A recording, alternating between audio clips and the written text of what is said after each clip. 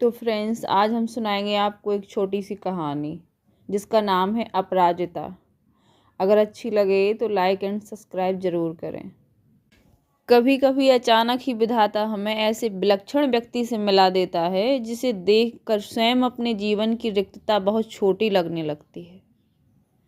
हमें तब लगता है कि भले ही उस अंतर्यामी ने हमें जीवन में कभी अकस्मात अकारण ही दंडित कर दिया हो, किंतु हमारे किसी अंग को हमसे विच्छिन्न रखकर हमें उससे वंचित तो नहीं किया। फिर भी हमसे कौन ऐसा मानव है जो अपनी विपत्ति के कठिन क्षणों में विधाता को दोषी नहीं ठहराता। मैंने अभी पिछले ही महीने ऐसी अभिषिक्त काया देखी जिसे विधाता ने कठोरतम दंड दिया है, किंतु वह उसे नतमस्तक आनंदी मुद्रा में झेल रही है, विधाता को कोस कर नहीं। उस कोठी का अहाता एकदम हमारे बंगले के अहाते से जुड़ा था। अपनी शानदार कोठी में उसे पहली बार कार से उतरते देखा तो आश्चर्यचकित देखती रह गई। कार का दरवाजा खुला, एक प्रौढ़ा ने उतरकर पिछली सीट से एक व्हील चेयर निकालकर सामने रख दी और भीतर चली गई। दूसरे ही क्षण धीरे धीरे बिना किसी सहारे के कार से एक युवती अपने निर्जीव धड़ को बड़ी दक्षता से नीचे उतारा। फिर बैसाखियों से ही चेयर तक पहुंच उसमें बैठ गई और बड़ी तटस्थता से उसे स्वयं चलाती कोठी के भीतर चली गई। मैं फिर नियत समय पर उसका यह विचित्र आवागमन देखती और आश्चर्यचकित रह जाती, ठीक जैसे कोई मशीन बटन खटखटाती अपना काम किए चली जा रही हो। धीरे धीरे मेरा उससे परिचय हुआ। कहानी सुनी तो दंग रह गई। नियत के प्रत्येक कठोर आघात को अति अमानवीय धैर्य एवं साहस से झेलती वह बित्ते भर की लड़की मुझे किसी देवांगना से कम नहीं लगी। मैं चाहती हूँ कि मेरी पंक्तियों को उदास आंखों वाला वह गोरा उजले वस्त्रों से सुसज्जित लखनऊ का मेधावी युवक भी पढ़े, जिसे मैंने कुछ माह पूर्व अपनी बहन के यहाँ देखा था। वह IAS की परीक्षा देने इलाहाबाद गया है। लौटते समय किसी स्टेशन पर चाय लेने उतरा कि गाड़ी चल पड़ी। चलती ट्रेन में हाथ में कुल्हड़ सहित चढ़ने के प्रयास में गिरा और पहिए के नीचे हाथ पड़ गया। प्राण तो बच गए पर बायां हाथ चला गया। उसी विच्छिन्न भुजा के साथ साथ मानसिक संतुलन भी खो बैठा। केवल हाथ खोकर ही उसने हथियार डाल दिए। इधर चंद्रा, जिसका निचला धड़ है, निष्प्राण मांस पिंड मात्र सदा उत्फुल्ल है। चेहरे पर विषाद की एक रेखा भी नहीं है। मन प्रसन्न है, उदासीनता बिल्कुल नहीं है। बुद्धि दीप्त आंखों में अदम्य उत्साह, प्रतिपल प्रतिक्षण भरपूर उत्कंठ, जिजीविषा और फिर कैसी कैसी महत्वाकांक्षाएं। मैडम, आप लखनऊ जाते ही क्या मुझे ड्रग रिसर्च इंस्टीट्यूट से पूछकर यह बताएंगी कि क्या वहां आने पर मेरे विषय माइक्रोबायोलॉजी से संबंधित कुछ सामग्री मिल सकेगी? मैडम, आप कह रही थी कि आपके दामाद हवाई के ईस्ट वेस्ट सेंटर में हैं। क्या आप उन्हें मेरा बायोडाटा भेजकर पूछ सकेंगी कि मुझे वहाँ की कोई फेलोशिप मिल सकती है?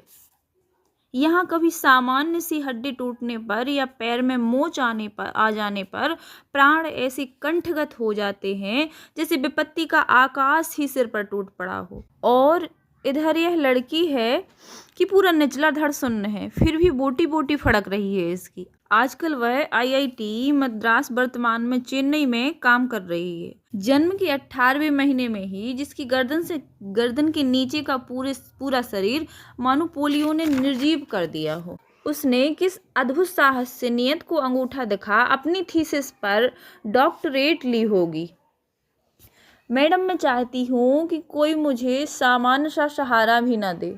आप तो देखती हैं मेरी माँ को मेरी कार चलानी पड़ती है। मैंने इसलिए एक ऐसी कार का नक्शा बनाकर तैयार किया है जिससे मैं अपने पैरों के निर्जीव अस्तित्व को भी सजीव बना दूंगी। यह देखिए, मैंने अपनी प्रयोगशाला में अपना संचालन कैसा सुगम बना लिया है। मैं अपना सारा काम अब स्वयं निपटा लेती हूँ। उसने मुझे तस्वीरें दिखाई। समस्त सामग्री उसके हाथों की पहुंच तक ऐसे धरी थी, निचला धड़ ऊपर उठाए बिना ही वह मनचाही सामग्री मेज से उतार सकती थी। किंतु उसकी आज की स्फुटता के पीछे एक सुदीर्घ कठिन अभ्यास की यातनाप्रद भूमिका। स्वयं डॉक्टर चंद्रा के प्रोफेसर के शब्दों में, हमने आज तक 2 व्यक्तियों द्वारा सम्मिलित रूप में नोबेल पुरस्कार पाते अपने ही विषय में सुना था, किंतु आज हम शायद पहली बार इस पीएचडी के विषय में भी कह सकते हैं। देखा जाए तो यह डॉक्टरेट भी संयुक्त रूप से मिलनी चाहिए। डॉक्टर चंद्रा और उसकी अद्भुत साहसी जननी श्रीमती टी सुब्रमण्यम को 25 वर्ष तक इस सहिष्णु महिला ने पुत्री के साथ साथ कैसी कठिन साधना की, और इस साधना का सुखद अंत हुआ। 1976 में जब चंद्रा को डॉक्टरेट मिली माइक्रोबायोलॉजी में, अपंग स्त्री पुरुषों में इस विषय में डॉक्टरेट पाने वाली डॉक्टर चंद्रा प्रथम भारतीय है। जब इसे सामान्य ज्वर के चौथे दिन पक्षाघात हुआ तो गर्दन के नीचे का इसका सर्वांग हिस्सा अचल हो गया। भयभीत होकर हमने इसे बड़े से बड़े डॉक्टर को दिखाया। सबने एक स्वर में कहा, व्यर्थ ही पैसा बर्बाद कर रही हैं, आपकी पुत्री जीवन भर गर्दन ही नहीं हिला पाएगी। संसार की कोई भी शक्ति हमें रोग मुक्त नहीं कर सकती। सहसा श्रीमती सुब्रमण्यम का कंठ अवरुद्ध हो गया। फिर वे धीमे स्वर में मुझे बताने लगी, मेरे गर्भ में तब इसका छोटा भाई आ गया था। इसके भयानक अभिशाप के बावजूद मैंने कभी विधाता से यह नहीं कहा कि प्रभु इसे उठा लो, इसके इस जीवन से तो मौत भली है। मैं निरंतर इसके जीवन की भीख मांगती रही, केवल सिर हिलाकर उधर देख भर सकती थी। ना हाथों में गति थी, ना पैरों में, फिर भी मैंने आशा नहीं छोड़ी। एक ऑर्थोपेडिक सर्जन की बड़ी ख्याति सुनी थी, मैं इसको वहीं ले गई। 1 वर्ष तक कष्टसाध्य उपचार चला और एक दिन स्वयं ही इसके ऊपरी धड़ में गति आ गई। हाथ हिलाने लगी, नन्ही उंगलियां मुझे बुलाने लगीं। निर्जीव धड़ को मैंने सहारा देकर बैठना सिखा दिया। 5 वर्ष की हुई तो मैं इसका स्कूल बनी। मेधावी पुत्री के विलक्षण बुद्धि ने फिर मुझे चमत्कृत कर दिया। सरस्वती स्वयं ही जैसे आकर जिह्वा पर बैठ गई। बेंगलोर के प्रसिद्ध माउंट कार्मेल ने उसे प्रवेश दिलाने में मुझे कॉन्वेंट द्वार पर लगभग धरना ही देना पड़ा।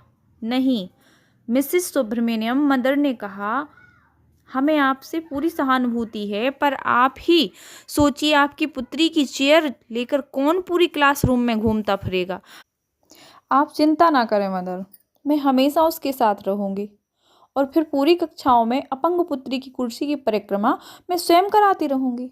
वे पीरियड दर पीरियड उसके पीछे खड़ी रहती। प्रत्येक परीक्षा में सर्वोत्तम स्थान प्राप्त कर चंद्रा ने स्वर्ण पदक जीते। बीएससी किया, प्राणी शास्त्र में एमएससी में प्रथम स्थान प्राप्त किया और बेंगलोर के प्रख्यात इंस्टीट्यूट ऑफ साइंस में अपने लिए स्पेशल सीट अर्जित की। केवल अपनी निष्ठा, धैर्य एवं साहस से 5 वर्ष तक प्रोफेसर सेटना के निर्देशन में शोध कार्य किया। इसी बीच माता पिता ने पेंसिल्वानिया से चेयर मंगवा दी, जिसे डॉक्टर चंद्रा स्वयं चलाती हुई प्रयोगशाला में बड़ी सुगमता से घूम सकती थी। लेदर जैकेट के कठिन जिरह बख्तर में कभी उस हंसमुख लड़की को देख मुझे युद्ध क्षेत्र में डटे राणा सांगा का ही स्मरण हो आता था।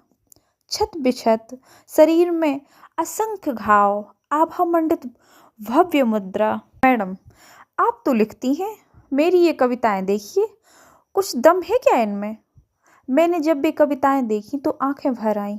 जो उदासी उसके चेहरे पर कभी नहीं आ पाई, वह अनजाने में ही उसकी कविता में झलक आई थी। फिर उसकी अपनी कढ़ाई बुनाई के सुंदर नमूने दिखाए।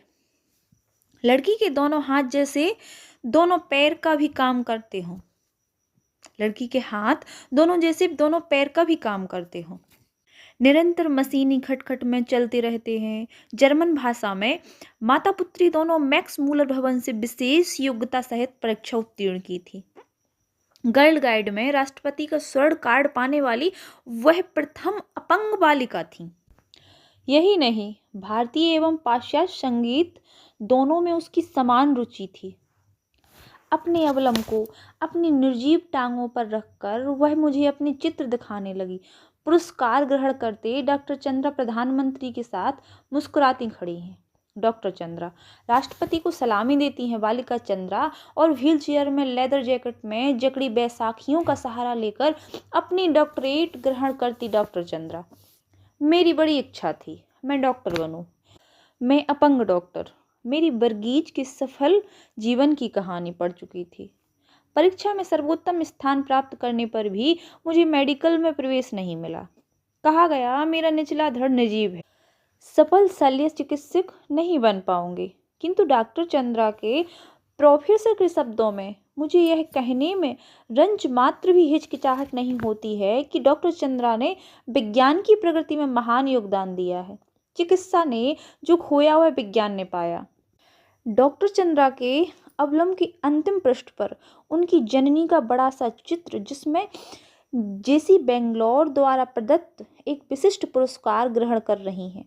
वीर जननी का पुरस्कार, बहुत बड़ी बड़ी उदास आंखें जिनमें माँ की व्यथा भी है और पुत्री की भी अपने सारे सुख त्याग कर नित्य छाया बनी पुत्री की पहिया लगी कुर्सी के पीछे चक्र से घूमती जननी, नाक के दोनों और हीरे की 2 जगमगाती लौंगों और अधर पर विजय का उल्लास और जूड़े में पुष्प बेणी और कानों में अद्भुत साहसी जननी शारदा सुब्रमण्यम के शब्द अभी भी जैसे गूंज रहे हैं।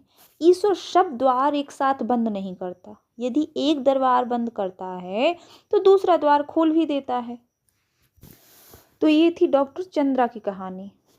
अगर कहानी अच्छी लगी हो तो लाइक एंड सब्सक्राइब जरूर करें।